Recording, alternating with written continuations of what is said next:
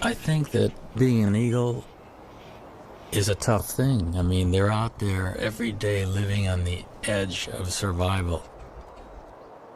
I'm Neil Redding. I'm a natural history filmmaker. I've been making wildlife documentaries for over 30 years. My big passion in life, though, has been birds of prey. The really neat thing about this is that on a day like today, you have unlimited visibility in 180 degrees. After all these years, I decided it was the time to learn more about the national bird, a bird that Americans really don't know all that much about.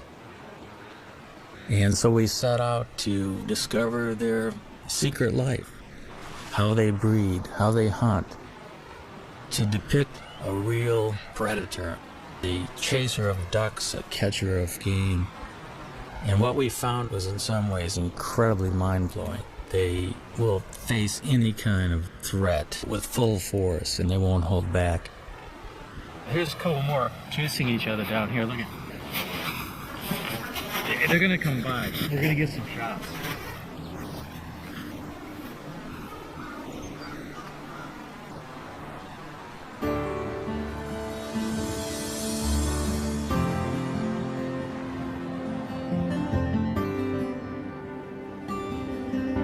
Along a tributary of the Mississippi, Neil finds the perfect nest site.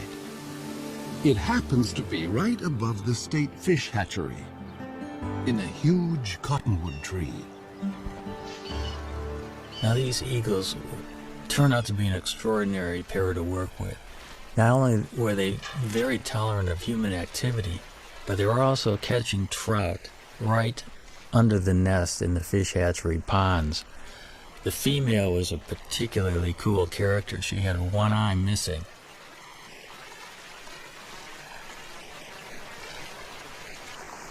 Watching these birds work on the nest in the dead of winter was really something.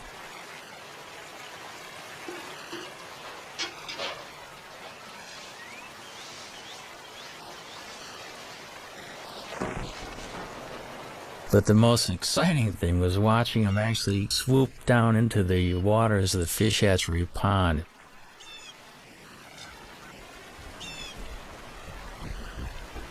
Even though the female had one eye, I was amazed at her accuracy in actually catching trout.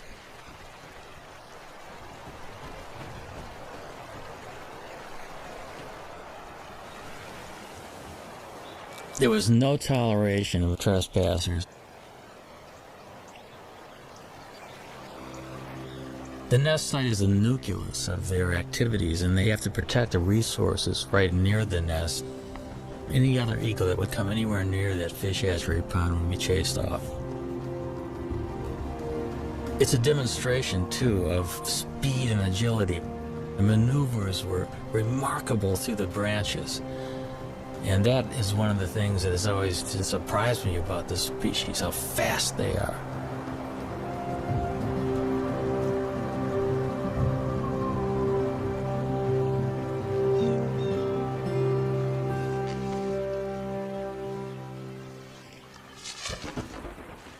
All winter, even as temperatures dipped to 20 below, the pair has worked together refurbishing the nest.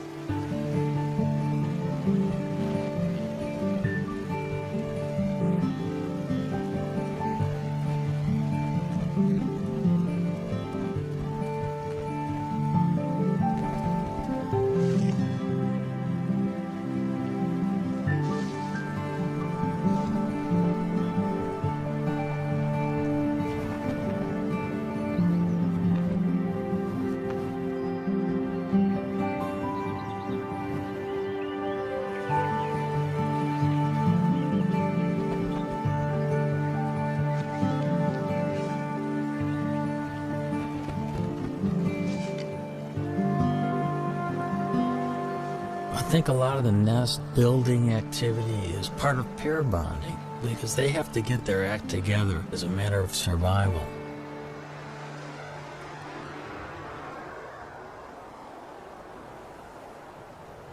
It's now the end of March, and the female settles into the nest with a telltale waggle.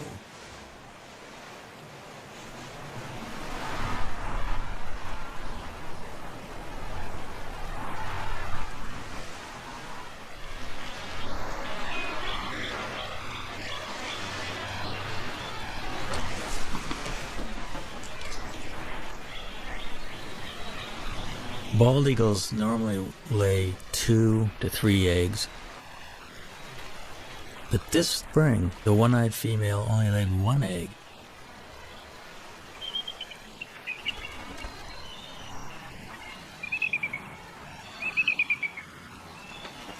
The couple begins a daily routine.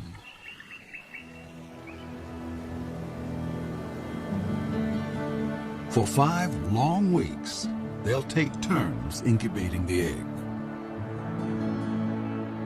As winter ebbs, the well-practiced team seems to be headed for success. But spring is a fickle season.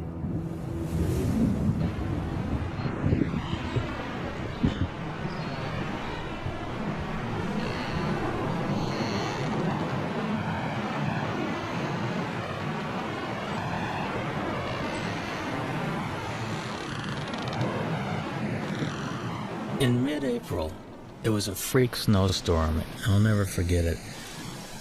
The nest was being blown around by this violent wind. The snow was going absolutely horizontal, and it just kept reminding me of what these birds are facing in everyday life.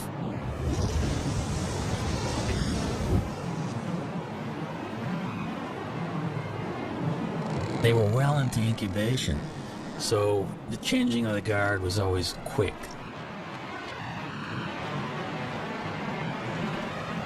Because you got to remember, they have delicate eggs that they're protecting and keeping warm.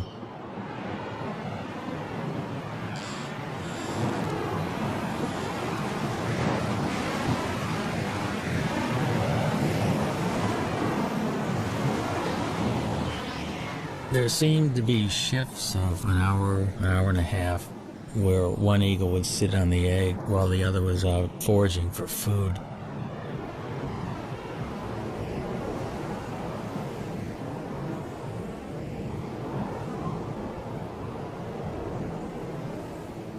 Through this storm, the male sat waiting for the female to return.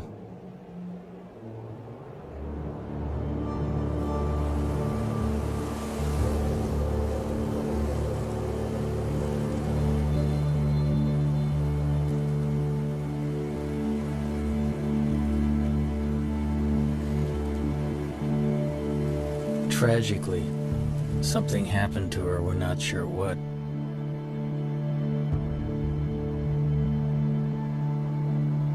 There's so many things out there that can work against the survival of these magnificent birds, and makes you realize how fragile their existence actually is.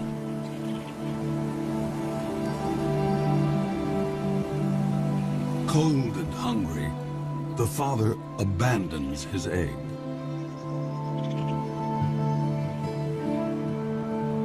Now he has lost almost everything. He may find another mate and start all over again. But until then, he must defend his territory alone.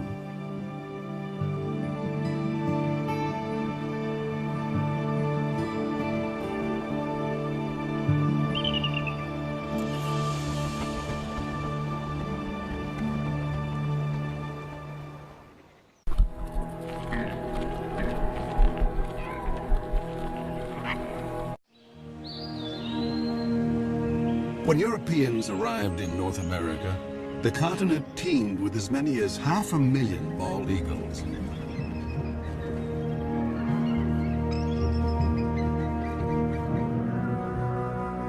But as settlers advanced, the raptors became targets, and their nesting trees fell to the blade.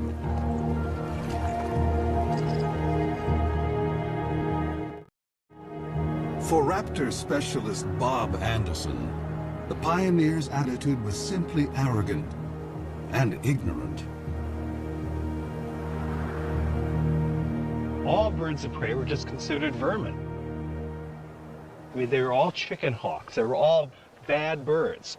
Be it a bald eagle, a golden eagle, a red-tailed hawk, they were all shot.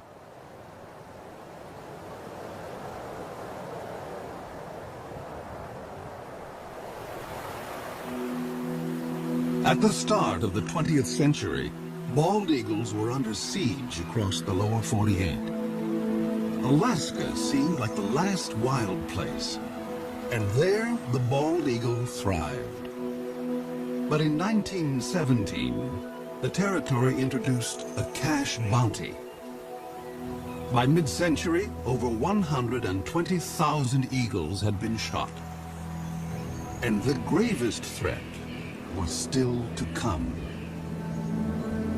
After World War II, DDT came into widespread use to control insect pests. Bald eagle numbers went from decline to freefall. When I was a kid, just to see a bald eagle was just a once-in-a-lifetime experience. The phones would ring if a bald eagle was seen anywhere. I mean, everybody would call. It'd be on the front page of the paper. A bald eagle was seen.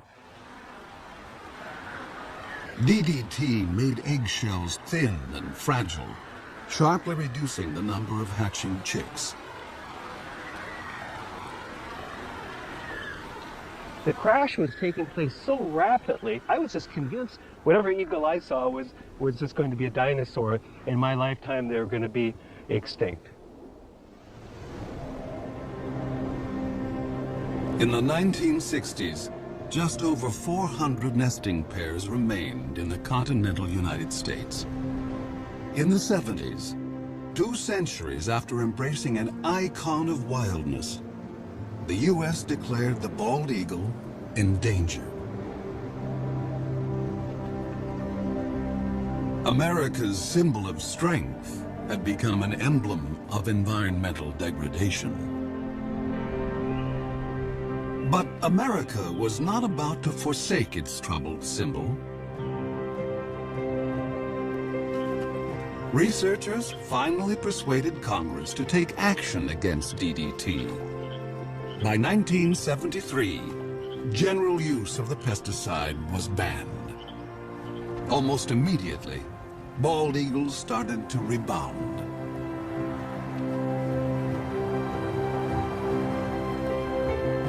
In 2007, the American eagle was removed from the endangered species list. By tapping our own better natures, we had given primal nature a second chance.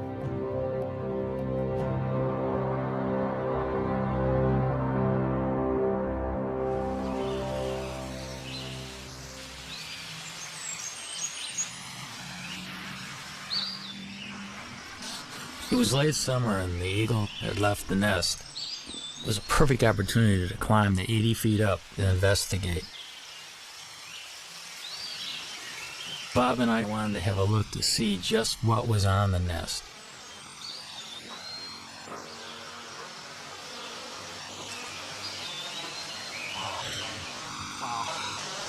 Wow, look at the food up here. Amazing. Here's a skull of some mammal, the top part of the brain of some mammal. And here we've got the remains of this is a rabbit foot. Here, we'll see a little bit of the femur.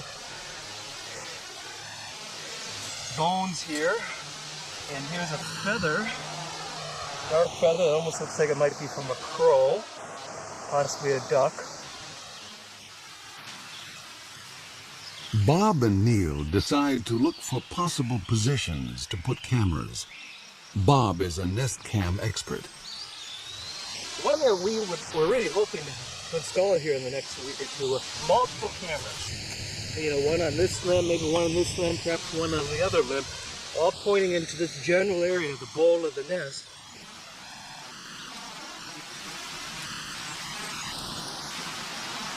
For the sea leg, we have to have tree legs when we're working with this job.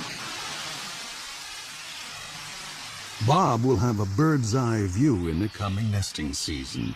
No matter whether the single male succeeds or fails.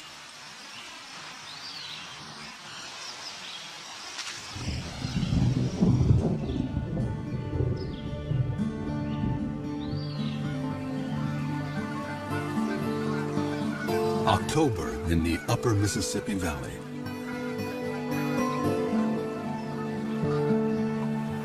The fall weather is mild, and eagles are free from the burdens of the nest.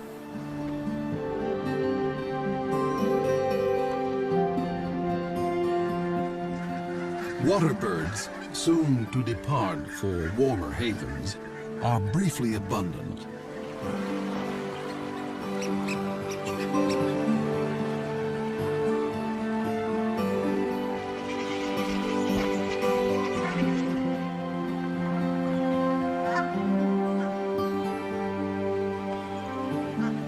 Joining the eagles that live here year-round are bald eagle migrants flying south from Canada.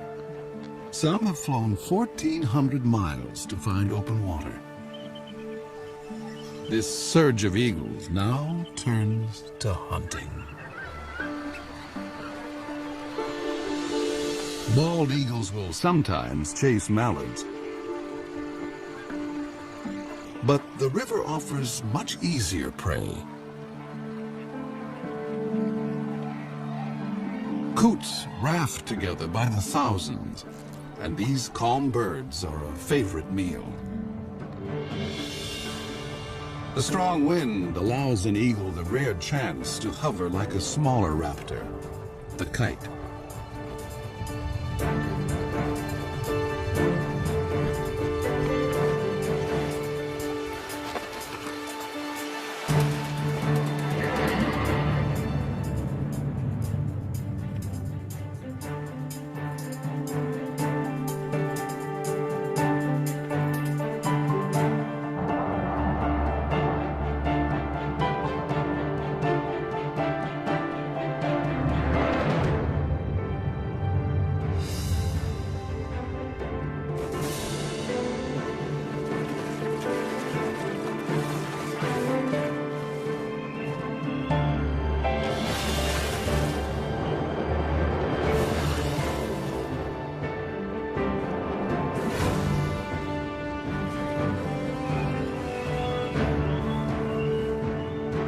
There's more than enough prey for every eagle, but thievery is in their nature.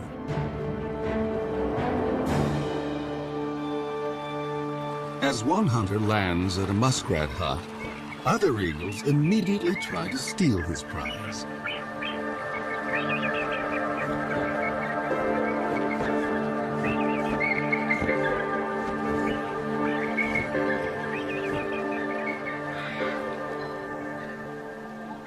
This autumn bounty is a returning glimmer of the old days.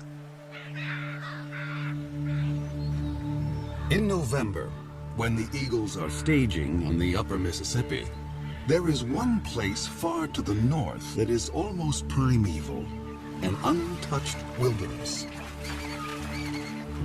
This is the Chilkat River in Alaska, where great runs of salmon bring eagles from as far as 1,000 miles away. The salmon have made their own epic journey in from the sea to spawn. They will die soon afterwards, but they will sustain this great gathering of eagles, as they have done each autumn for thousands of years.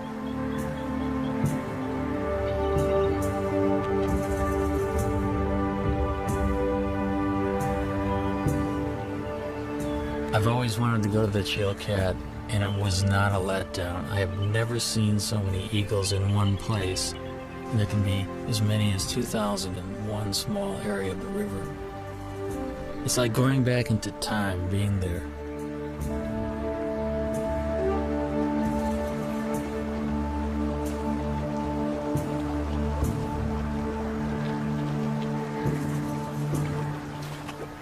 Because bald eagles do specialize often in fish, their feet are modified with tiny projections on the bottom of the toes and the pads of the feet, which actually make it easy for them to grip fish. Their beaks are incredibly efficient at ripping the flesh of fish and other prey that they catch.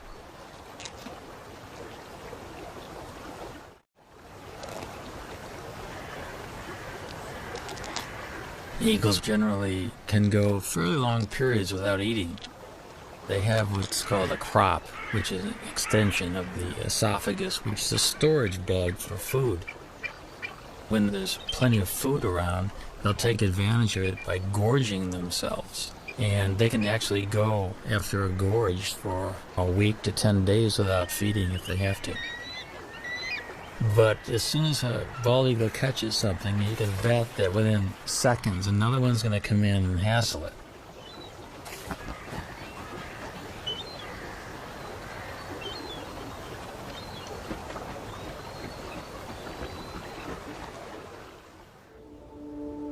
Back along the Mississippi, autumn is on the wane.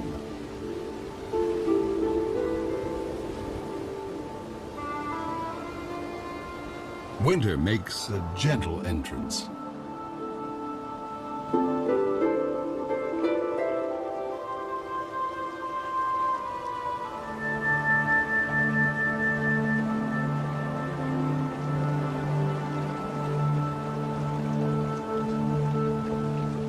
Bald eagles can now walk on the river, although some seem to prefer skating.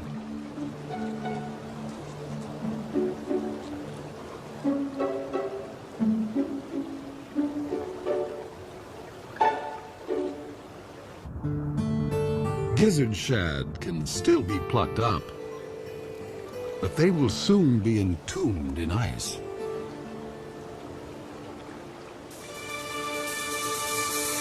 As open water freezes over, an eagle must be ever more precise.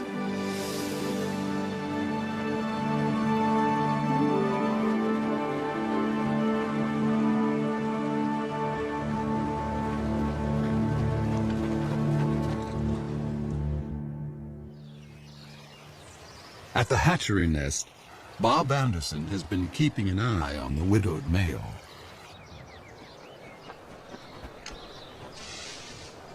The male will always make occasional visits to the nest. He still maintains the territory. He's working on his nest, adding little trinkets that might make it more attractive. This particular nest is prime property. It's located so close to a prime food source. And many eagles have been vying to get into the territory. Now that he's alone, an approaching female would be courted.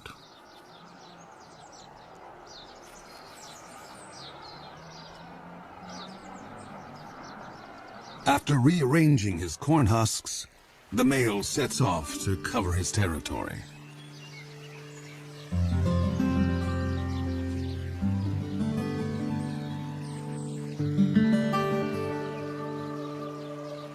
But now, another eagle buzzes the nest.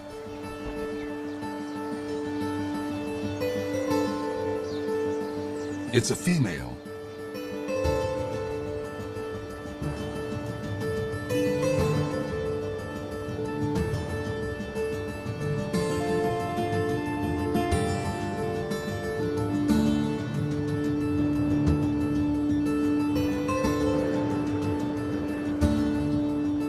An aerial duet may be a chance for the prospective couple to size up each other's condition. A healthy eagle can cruise at 40 miles an hour in level flight and hit 100 in a dive.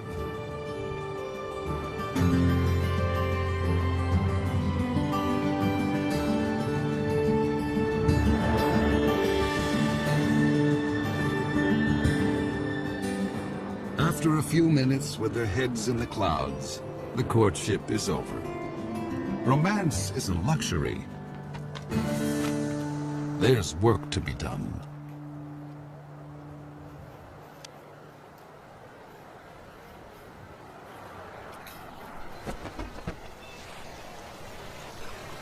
When the eagles first land together on the nest, they're a little bit apprehensive, and I think that moving around of sticks together and grass together just kind of cements the bond. It kind of creates the marriage that will only get deeper and deeper as the weeks progress.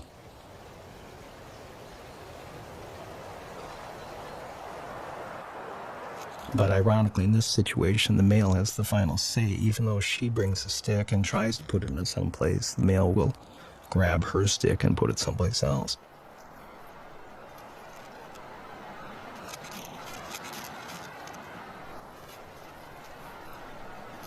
We think she's a 4-year-old. She does have speckles on her head, but you can see a little dark streak on the top of her beak. That dark streak tells us that maybe she's a 4-year-old. He's got a young bride, probably coming into her first breeding season.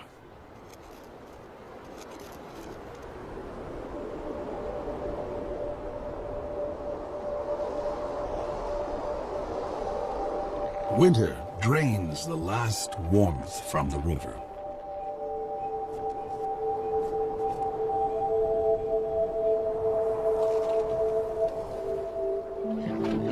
Fresh perils appear for all the creatures along the Mississippi.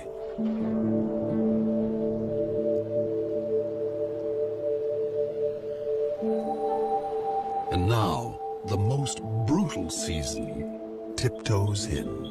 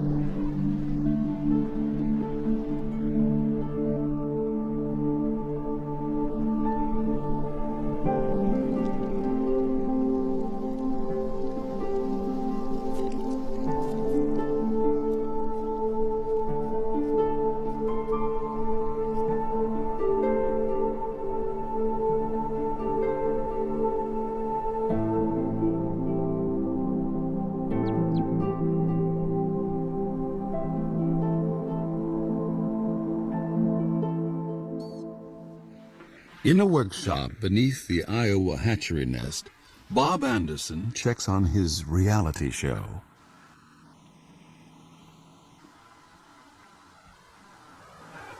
Hey, what a view. What an incredible angle of looking at the American bald eagle.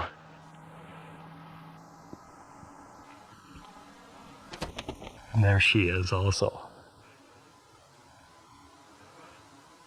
And he's the boss boy. This is his nest. I mean, he calls the shots. He's in charge of all construction. But no matter what she does, he comes back and rearranges it. And 100% of the time.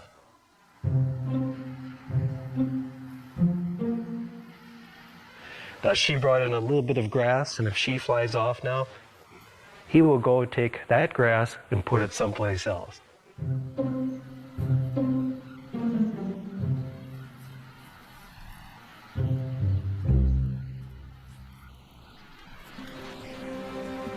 Despite squabbles over decor, the new couple is starting to embrace their common purpose.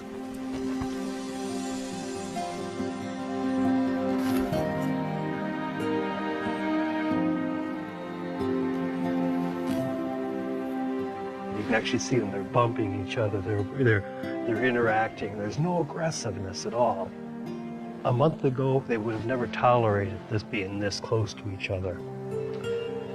It's like now they're a team. We know that they're getting close to laying their eggs when you start seeing this behavior. The young female lays her quarter-pound egg before dawn.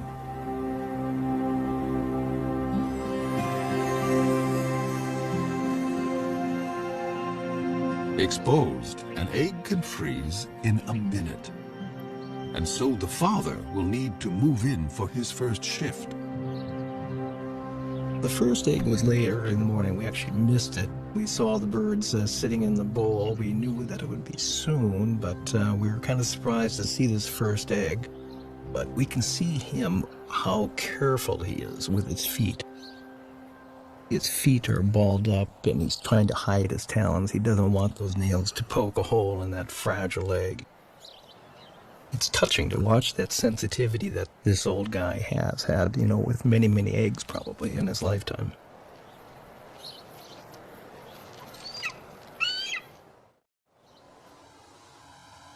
If a second egg is coming, it's due 2 days after the first. Come on, stand up. She looks like she's about ready to stand up. But what do we have? We have 2 eggs. We've got 2 eggs. See this? You can see them both.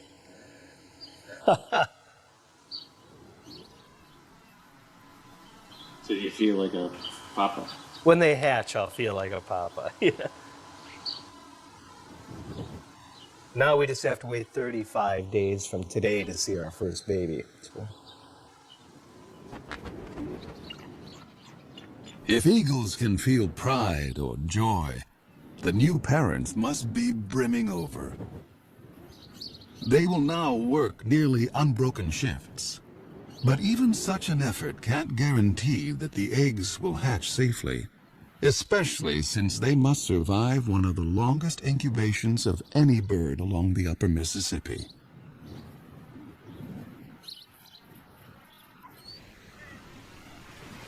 Egg thieves abound.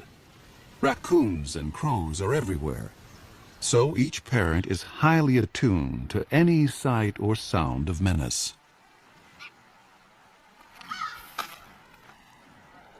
And then, another storm. We knew a storm was coming, and we really wanted to see the first reaction of the birds waking up covered in snow. So we made sure we had our recorders running long before daylight. I was at first disappointed we had snow on the lens, but it just shows how ugly the conditions really, really are. I mean, this bird's covered in snow. And she's screaming right now at the male, going, "Come and relieve me, come and take my place."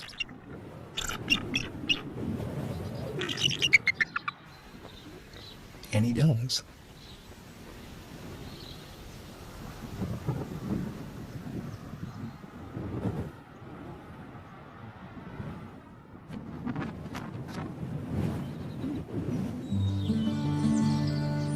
On a Minnesota farm 40 miles away, another family is further along. Their 2 eaglets have already hatched.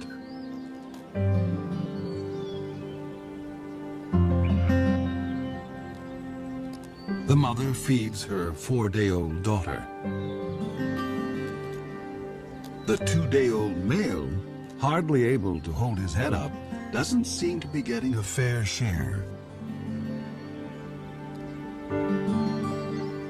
Although both parents are dedicated, they have a blind spot for one particular peril, one within the family.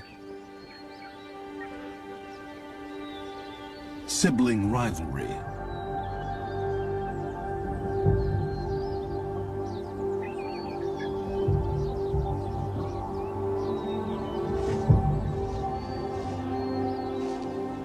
It's not unusual for the older eaglet to turn on the younger and smaller.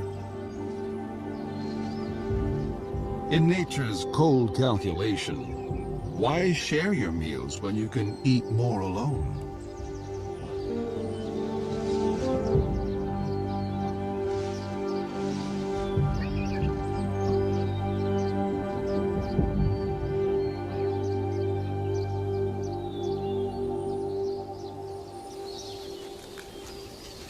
Neil has been documenting the story from a stifling blind just a stone's throw from the nest.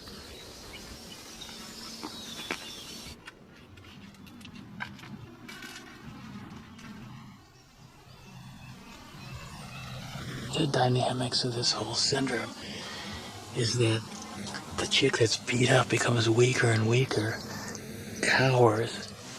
She's kind of afraid to even stand upright, and the female will always feed the chick that's more robust. And it's called the Cain and Abel syndrome. The feedings go on for about 5 to 8 minutes, sometimes maybe 12 minutes. The bigger chick He's getting up to 30 or 40 pieces of food per feeding. The little one would get about 6 to 8 pieces. The last few days we've been worried a lot about whether the younger, smaller chick is going to survive or not. So we got our fingers crossed that little UD, we call him Underdog, is gonna be okay.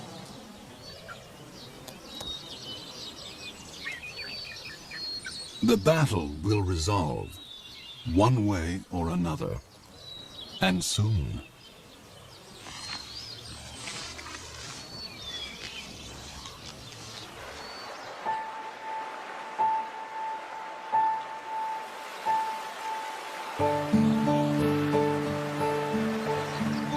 Water flows again at last. Spring has come to the upper Mississippi.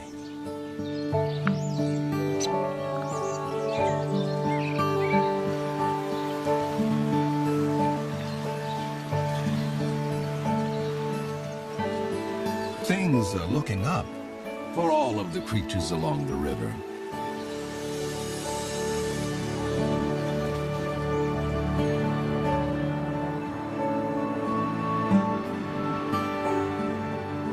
Eagles visiting from Canada now return north to their nesting territories. For year-round residents like the hatchery couple, spring means getting ready for eaglets.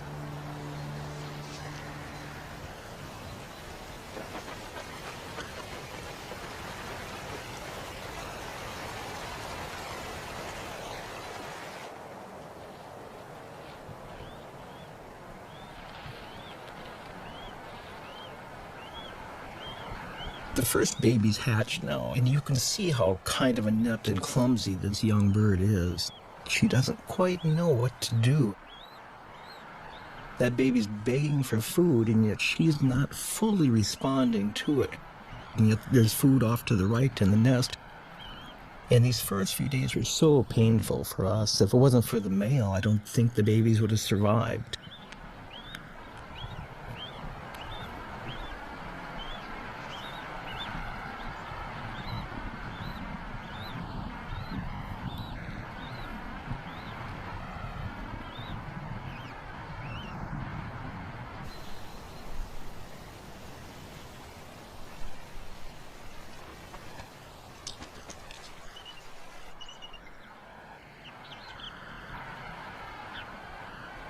The eaglet is too exhausted to beg.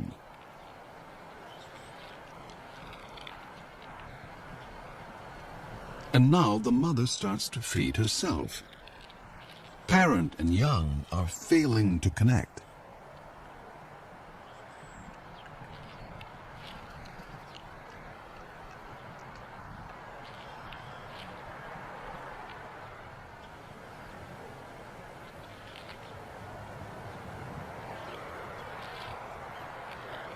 Suddenly, the mother focuses on her chick, as if seeing it for the first time.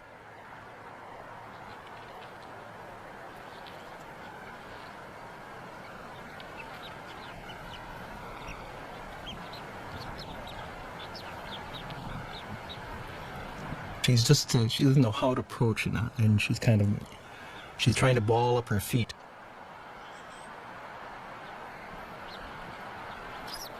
She just stepped on the baby there. It's a lot different than a hard egg.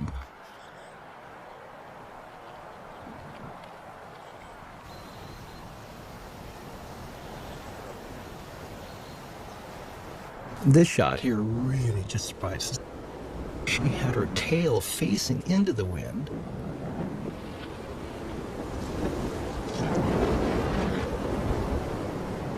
The winds gusted to 40 miles an hour. The wind actually literally blew her out of the nest, and she almost took the baby with her. Something an experienced bird would never do.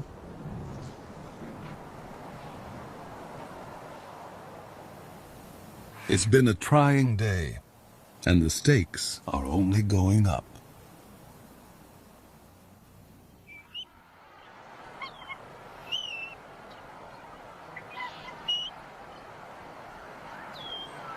Here's our young female just standing up, and as you can see, we've got our second baby that it did hatch.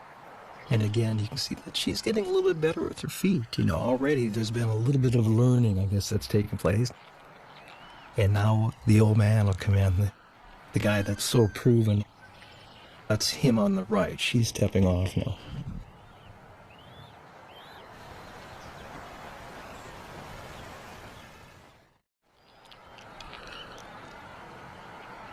Here's the adult male. He's clearly fed babies before. He just walks in and he'll put the food right in that baby's beak after 1 or 2 tries. He's very experienced. And patient. It will take the eaglet a little practice to actually get something to eat.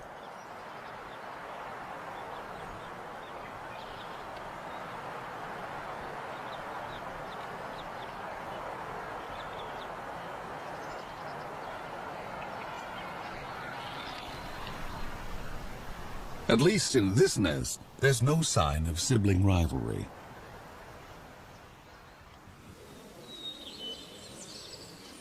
At the Minnesota farm, Neil waits for the outcome of the sibling battle. The sister is alive and sassy, but what about Underdog?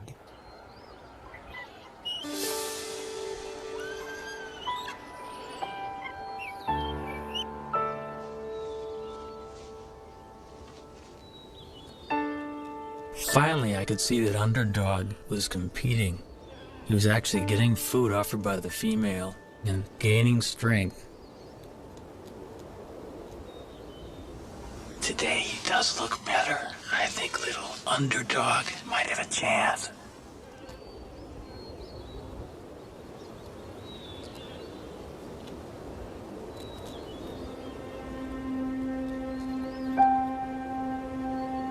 Once the eaglets were 6 to 7 weeks old, the Cain-and-Abel syndrome was long past, and they were both healthy and vigorous.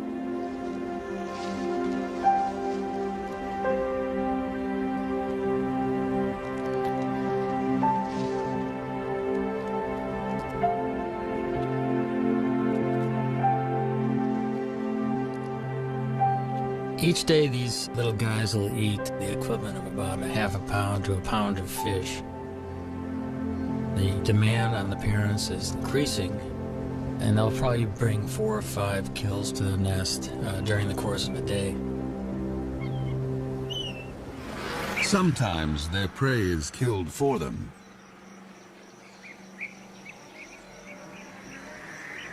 But this kind of meal is no free lunch. Every year, countless bald eagles are struck by vehicles.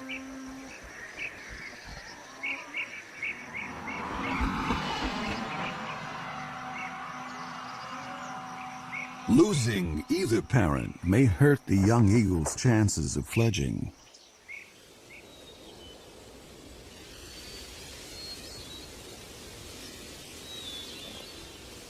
At the age of 10 weeks, 7,000 feathers have replaced the downy coat of youth, allowing new skills to emerge.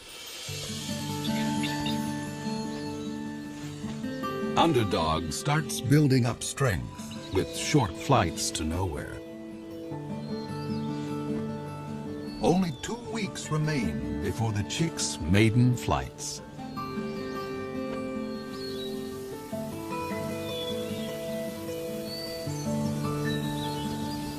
Summer along the Mississippi seems like a carefree season, but new challenges lie ahead.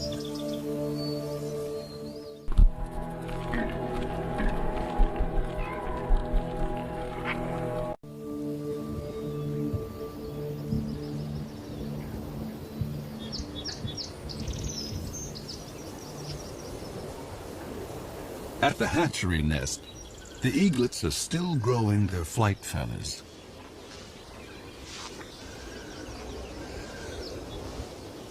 Underdog and his sister are closer to independence, and no one declares independence without taking risks.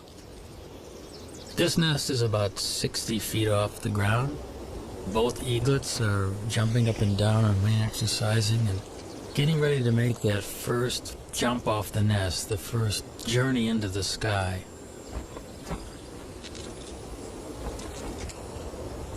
Nearby, other young eagles are already on the wing. It must feel really wonderful to have your first flight underway and feel the wind rushing by.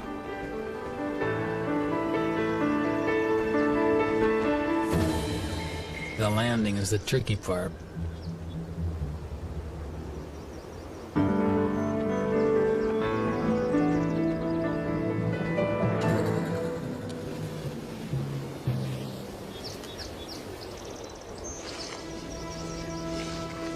Underdog tests his engines at full power.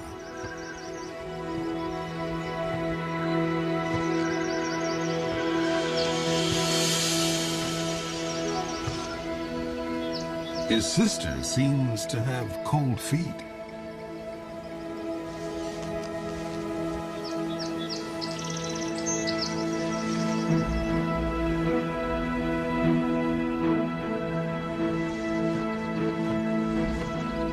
The wind picks up, and Underdog leans into it.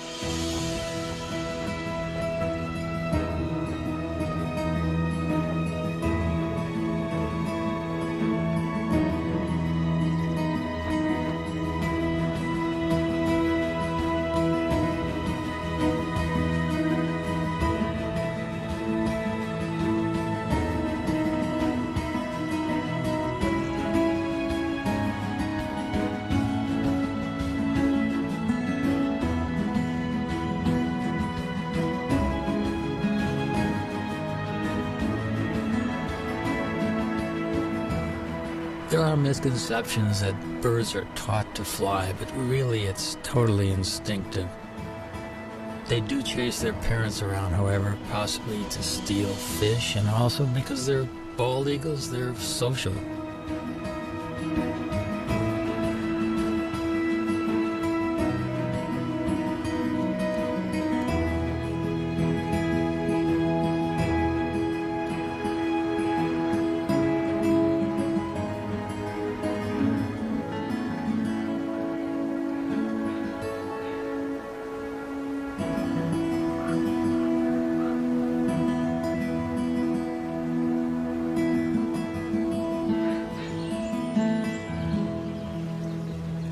At the fish hatchery, an empty nest is no longer a sign of loss.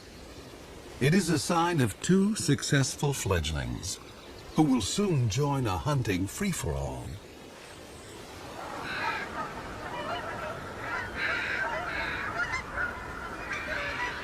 As fall arrives, a cycle of seasons is completed. Once again, the Mississippi becomes a crossroads for water birds.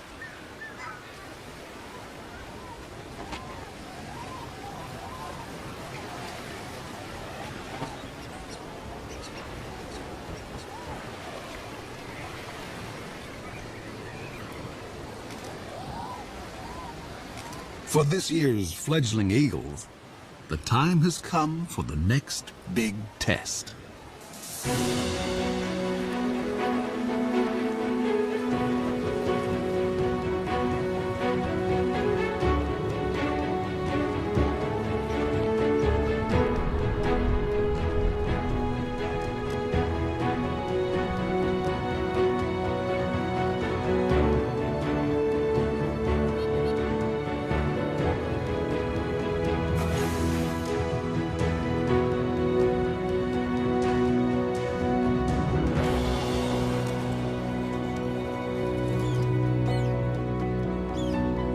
It's a big moment for a young bald eagle to bag his first coup.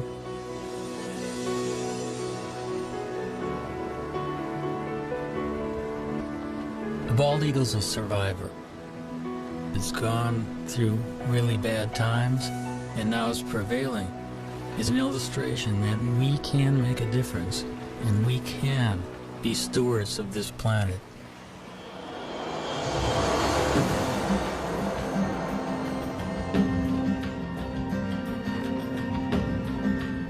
With food so plentiful, bald eagles, young and old, switch from hunting to something more like rugby.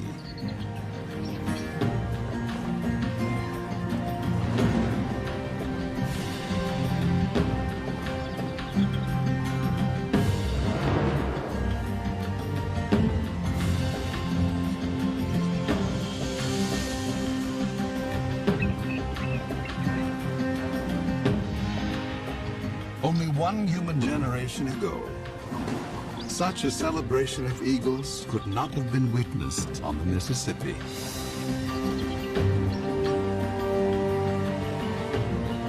I think the story of the American eagle is a great parallel to the triumphs and tribulations of our country. And if we look at the eagle as a role model, I think these birds are kind of living a struggle for existence and freedom, just like our country. I can't think of a better national symbol than the bald eagle.